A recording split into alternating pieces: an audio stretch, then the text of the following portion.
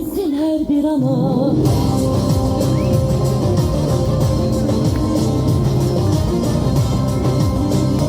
Sesi var, hürmeti var, ülkelerin arasında.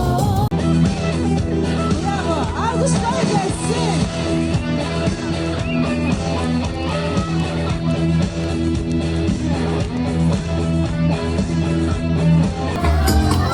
Bravo, eşk olsun.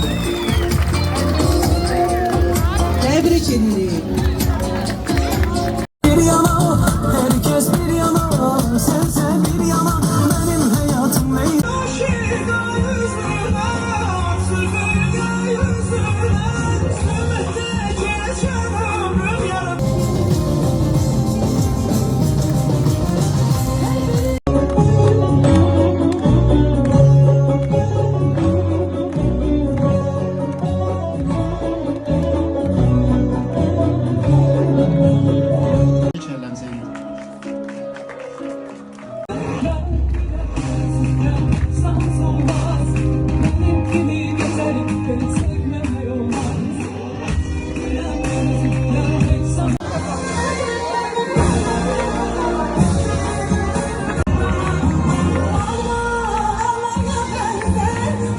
Azərbaycan müəllimi təkcə məktəbdə deyil, cəbhədə də öz sözünü deməkdədir.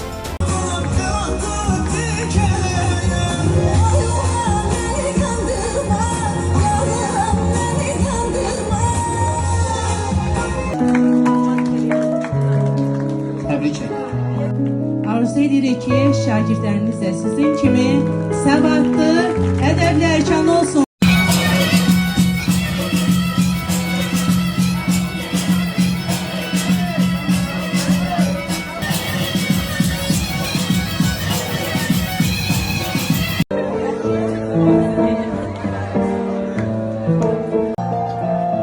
Allah korusun, değerli valideynler. Hoş günlerin görmeyi nasibiniz olsun.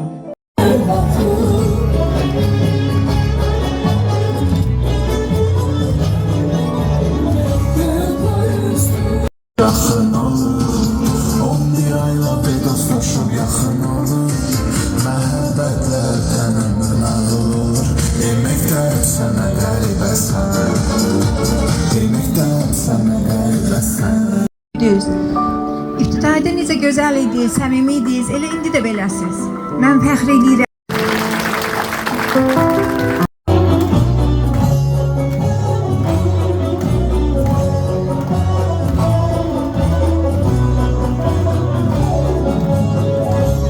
Bugün mənə değmeyin üzülmüşüm.